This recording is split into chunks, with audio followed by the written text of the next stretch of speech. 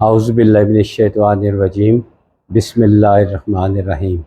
تمام معزز ناظرین اکرام کو میری طرف سے بادب السلام علیکم ورحمۃ اللہ وبرکاتہ۔ امید ہے کہ آپ اللہ کے فضل سے خیریت سے ہوں گے۔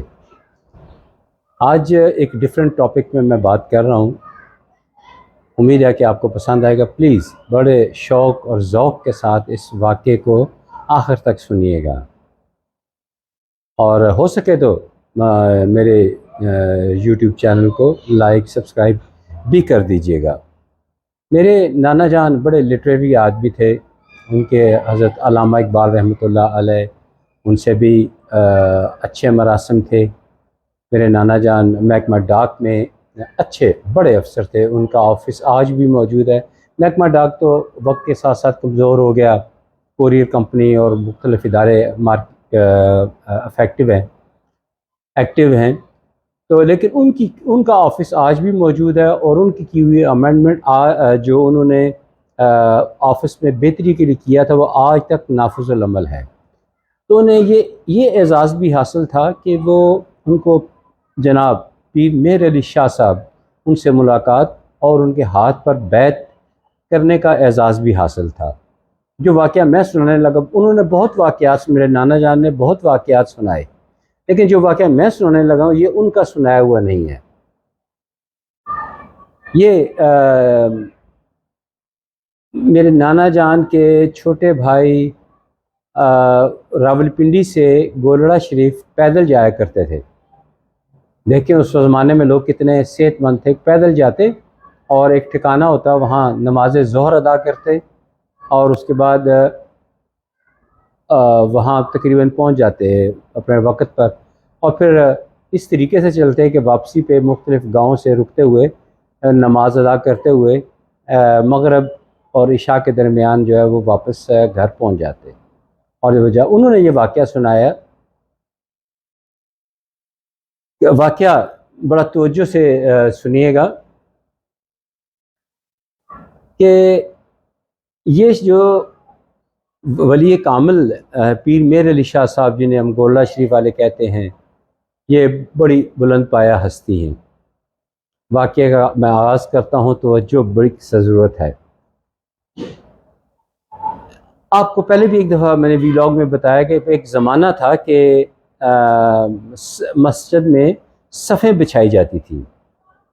آج کل تو بعد میں دریاں آ گئیں، اب تو قالین بھی آ گئے ہیں، جبکہ اس وقت صفیں بچھائی جاتی تھی مسجد میں، اور عشاء کی نماز کے بعد صفوں کو فولڈ کر کے سیدھا کھڑا کر دیا جاتا تھا، اور ظاہر سارا دن عقیدت مند آتے اور نذرانہ پیش کرتے۔ کوئی اس وقت کوائنز ہوتے تھے، سکے اور نوٹ بھی یقیناً ہوتے ہوں گے۔ بہرحال یہ ہے کہ وہاں پر پیر مہر علی شاہ صاحب ان کے پاس نذرانے جمع ہوتے، جس سے وہ لنگر چلاتے، غریبوں کی امداد کرتے۔ جو ولی ہوتے ہیں ان کو پیسے سے کوئی دلچسپی نہیں ہوتی، وہ دوسروں کے کام آتے ہیں۔ بہرحال ایک دن ایک چور وہ عشاء کی نماز، اس کو پتہ تھا کہ وہ کچھ دن ریکی کرتا رہا، اس نے دیکھا کہ یہ جو نذرانہ آتا ہے، یہ پیر صاحب جو ہیں رات کو عبادت کرتے ہیں، نوافل ادا کرتے ہیں، تو اپنے جائے نماز یعنی مصلی اس کے نیچے رکھ دیتے ہیں۔ تو وہ عشاء کی نماز چند دن پڑھنے کے بعد وہ صفیں جو سمیٹ رہے تھے ان کے ساتھ مل گیا، اور صفیں جو ہیں وہ سمیٹتے ایک صف میں چھپ کے بالکل قریب آپ کے جہاں آپ نوافل ادا کر رہے تھے وہاں اس چھپ کر بیٹھ گیا۔ اب اس کا تو نظر جو دھیان تھا، آنکھیں تھی اس جگہ پہ تھی کہ جہاں وہ پڑا ہوا ہے، رقم پڑی ہوئی ہے، تاکہ اس کو سنیچ کر سکے اور رقم حاصل کر سکے۔ تو اس زمانے میں لائٹ تو شاید نہیں تھی، دیا چراغ کی روشنی میں وہ آپ نوافل ادا کر رہے تھے۔ تو جب وہ سجدے میں جاتے تو اس وقت جو ہے نا وہ ہاتھ مارنے کی کوشش کرتا، تو آپ نا اس کو جھڑک دیتے، تو ڈر کے پیچھے ہٹ جاتا ایسے۔ اس طرح کئی دفعہ ہوا، بالآخر وہ ناکام رہا۔ اب وہ مایوس تھا تو فجر کی اذان سے تھوڑی دیر پہلے کچھ لوگ نا ان کے پاس آئے۔ انہوں نے کہا کہ جناب ہمارے علاقے کے جو ولی ہیں وہ فوت ہو گئے ہیں، حق ہو گئے ہیں، اس دنیا سے رخصت ہو گئے ہیں، ہمیں ایک ولی وقت وہاں درکار ہے جو دین اسلام کی خدمت کر سکے اور امامت کے فرائض بھی انجام دے سکے۔ تو آپ نے مسکرائے اور فرمایا، وہ اس صف کی طرف اشارہ کیا، اس صف جس صف میں وہ چھپا ہوا تھا، کیا اس کو لے جائیں۔ وہ آدمی کی قسمت بدل چکی تھی، ایسی نگاہ سے دیکھا کہ جو چور تھا وہ ولی بن گیا۔ اور تاریخ میں لکھا ہے، اور یہ میرے نانا جان کے چھوٹے بھائی بتاتے ہیں کہ اب تو یہ واقعات کتابوں میں نہیں ملتے، لیکن اگر پرانی تاریخ پڑھیں تو اس میں یہ واقعہ مل جائے گا کہ وہ جو چور تھا جو ولی بن گیا، وہ اس نے دین اسلام کی بہت خدمت کی اور بہت سارے لوگوں کو دین اسلام میں داخل کیا۔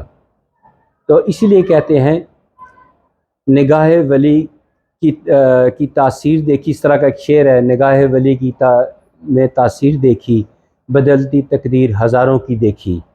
یہ جو ولی ہوتے ہیں ان کی نگاہ بڑی ہوتی ہے۔ آپ دیکھیں وہ عبادت میں بھی مصروف ہیں اور ان کے نگاہ اپنی جو رزگاری ہے اس طرف تو ان کو کوئی ہوش نہیں ہے، لیکن چور کو جو ہے چوری بھی نہیں کرنے دی، اور چور کو ولی بھی اللہ سے شاید دعا کی ہو تو وہ ولی بن گیا۔ تو یہ دیکھیں یہ شان ہے اللہ کے ولی ہوتا دوست، تو اللہ کے جو دوست ہوتے ہیں ان کا بڑا مقام ہوتا ہے۔ ایویں نہیں ان کے در آج بھی آباد، وہاں لنگر خانے چل رہے ہیں، دعائیں قبول، اللہ تعالیٰ دعائیں قبول کرتے ہیں۔ میں یہاں یہ بھی عرض کر دوں کہ جب کبھی کسی اللہ کے ولی جو حق ہو چکے ہیں ان کے دربار پہ جائیں تو مانگنا اللہ کے ولی سے نہیں، مانگنا اللہ سے ہے۔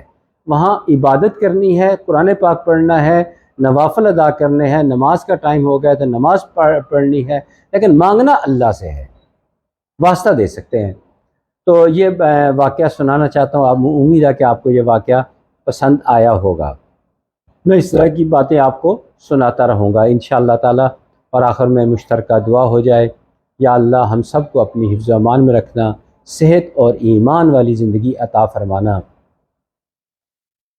روز قیامت بغیر کسی حساب کتاب کے بخش دینا، یا اللہ عذاب قبر سے محفوظ رکھنا، یا اللہ موت کی سختی سے محفوظ رکھنا، یا اللہ انجام بخیر فرمانا، یا اللہ روز قیامت اپنے عرش کے سائے تلے جگہ عطا فرمانا، یا اللہ روز قیامت قربت رسول صلی اللہ علیہ وآلہ وسلم نصیب فرمانا، آمین ثم آمین۔ امید ہے آج کی ویڈیو آپ کو پسند آئی ہوگی۔ اگلی ویڈیو تک اجازت دیجیے، خدا حافظ، السلام علیکم ورحمۃ اللہ وبرکاتہ۔